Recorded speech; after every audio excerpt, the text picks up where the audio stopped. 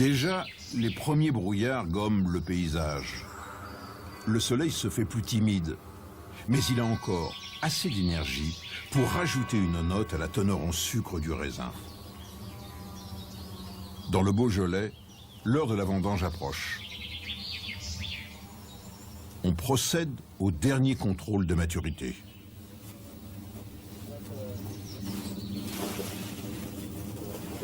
Mais la cigarette est beaucoup plus grosse.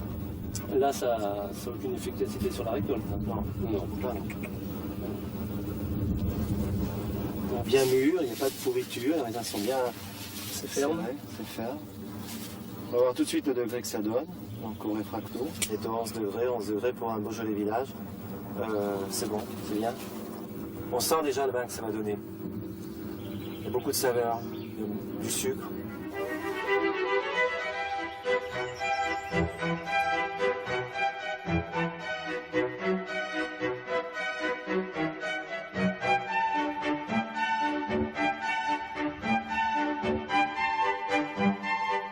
Durant 20 siècles, ici même, des générations de vignerons ont usé leurs jambes à arpenter ces coteaux. 20 siècles d'observation, de patience et de curiosité. 20 siècles de travail acharné pour perfectionner le vin. Oui, 20 siècles à la conquête de l'absolu. Et voilà 20 siècles que l'on fait les mêmes gestes. Ici, on a appris à respecter la vigne. On a l'amour du raisin.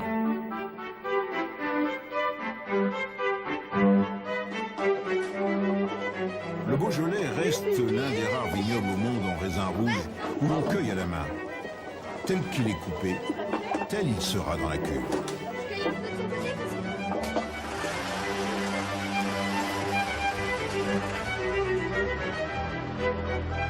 Des gestes lents, précis, rigoureux, méthodiques, pour ne pas blesser le raisin.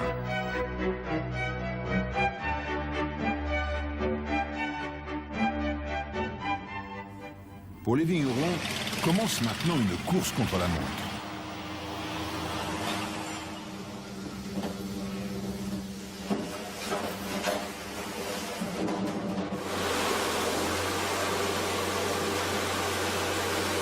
Et par-delà une technique ultra-moderne, on a gardé les mêmes traditions de vinification.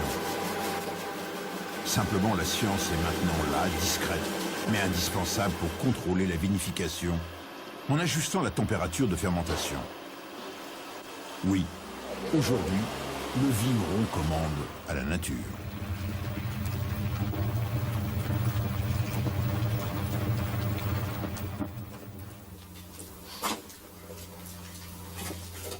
Pour la première fois, nous avons voulu percer le mystère du vin. Nous avons voulu voir ce qui se passe réellement dans l'univers du raisin. Nous avons voulu assister à la naissance du Beaujolais. Au travers des parois d'une cuve transparente, nous avons donc filmé la métamorphose du raisin.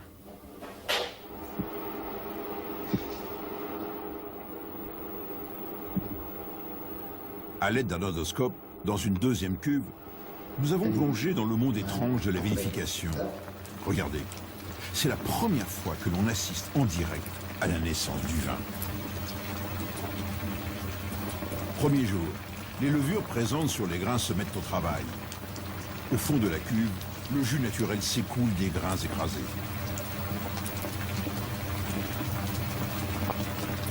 Deuxième jour, le processus s'accélère. Les bulles de gaz carbonique roulent sur les grains de raisin comme des perles. Troisième jour, l'endoscope nous transporte dans le jus que colorent les pigments de la peau. Peu à peu, le sucre devient alcool. Les arômes sont libérés. À l'intérieur, le bruit est infernal. Quatrième jour, une vision d'apocalypse. Les raisins éclatent. La pulpe libérée opacifie le jus. Ce n'est plus du jus de fruits, c'est déjà du vin. Tout n'est que bouillonnement.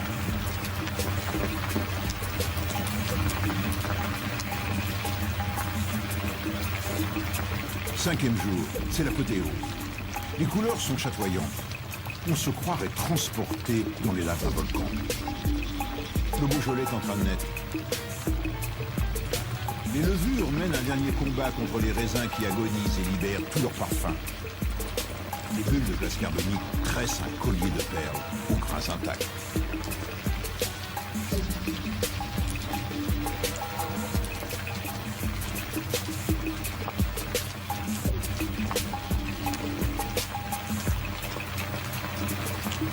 Sixième jour, le calme revient peu à peu dans la cuve. Dans ce combat, les raisins seront vaincus. Ils ont tout donné. Leur sucre, leur couleur, leur tanin et bien sûr, leur arôme.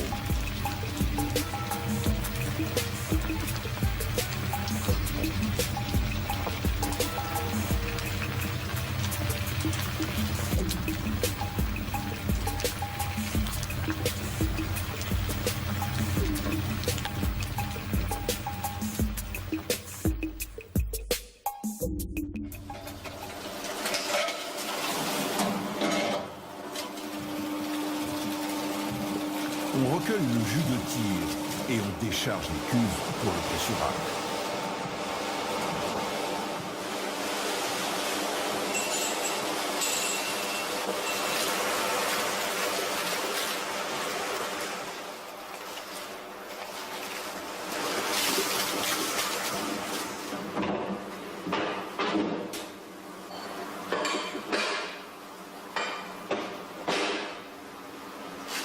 Et derrière cette technique ultra-moderne, il y a les mêmes gestes du vigneron.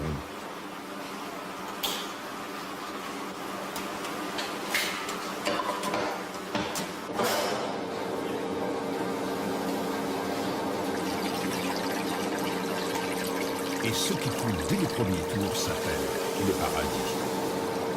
Il a déjà sa couleur, sa robe. On mélange jus de tir et jus de presse pour faire la cuvée.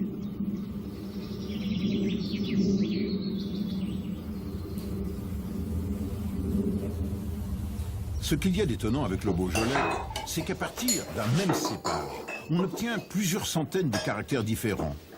Et tout l'art du négociant éleveur est de savoir choisir. Ici, 6000 échantillons sont référencés, analysés, mémorisés, étiquetés.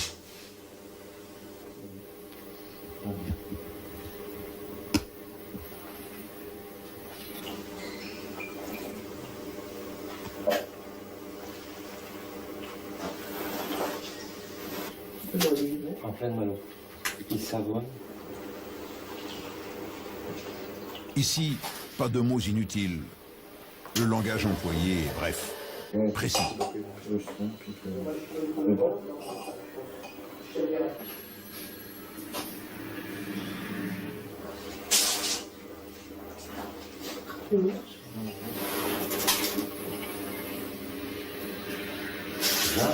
C'est bien, plus de gras. On voit bien.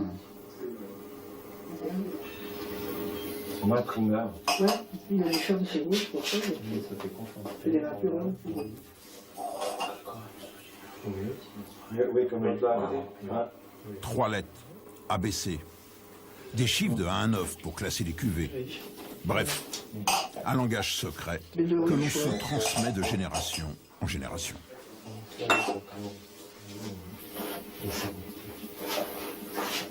Regardez bien, les gestes sont sobres. Oui, c'est très bien. Ce que l'on place devant est bon.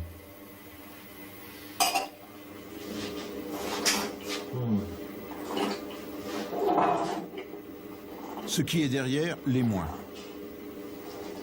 Et pour chaque cuvée, on recommence 10 fois les mêmes gestes. Et le verdict tombe, ce sera le vin de l'année, ce sera le choix de Georges Duboeuf. Vraiment un feu d'artifice celui-là.